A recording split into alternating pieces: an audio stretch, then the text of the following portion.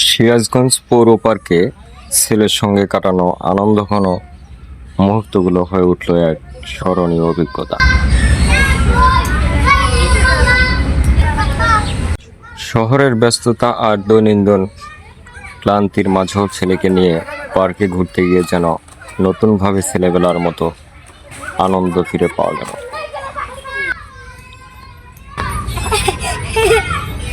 পার্কে ঢুকে প্রথমে ছেলেকে দেখালাম বিশাল দেহের উট পাখি। অবাক চোখে ওর কৌতূহলী দৃষ্টি দেখে মনে হলো যেন এক নতুন জগতে প্রবেশ করেছে সে। এরপর গেলাম হরিণের খাঁচার কাছে। নরম চোখের হরিণগুলো দেখে ছেলেটি হাত নাড়িয়ে আনন্দ চিৎকার করে উঠল।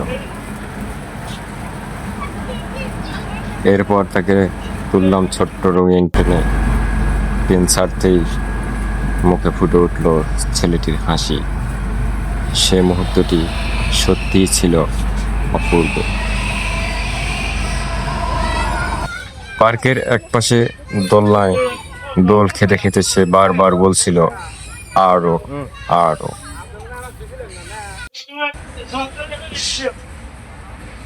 পার্কে ঘুরতে ঘুরতে চোখে পড়লো সুন্দর সাদা বক, যেন প্রকৃতির শোভা বাড়িয়ে দিয়েছে। এরপর দেখলাম জেব্রা। কালো সাদা ডোরাকাটা শরীর দেখে সে বেশ মুগ্ধ হলো।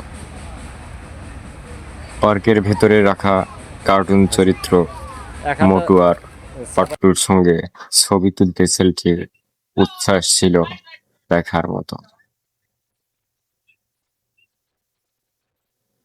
খেলাধুলার জায়গায় গিয়ে ছেলেটি হাতে নিল লাল নীল রঙের বল। আনন্দে দৌড়াতে দৌড়াতে বল ছুড়ে খেলায় মেতে উঠল। তার হাসি আর উচ্ছ্বাস দেখে মুহূর্তটি হয়ে উঠল আরো প্রাণবন্ত।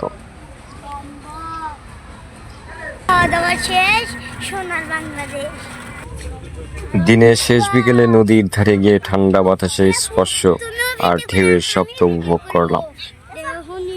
নদীর পাড়ের বসার জায়গায় ছেলেটির সঙ্গে বসে গরম গরম ফুচকা খাওয়ার সেই মুহূর্ত যেন মনকে ছুঁয়ে গেল। প্রকৃতি, আনন্দ আর ছেলের সঙ্গে কাটানো এই সময়গুলো জীবনের এক অনন্য অভিজ্ঞতা হয়ে থাকবে। সিরাজগঞ্জ পৌর পার্কের এই ছোট্ট সফর ছেলের জন্য যেমন রঙিন স্মৃতি তৈরি করেছে, তেমনি আমার জন্য ছিল শান্তি ও আনন্দে ভরা এক মন মাতানো দিন।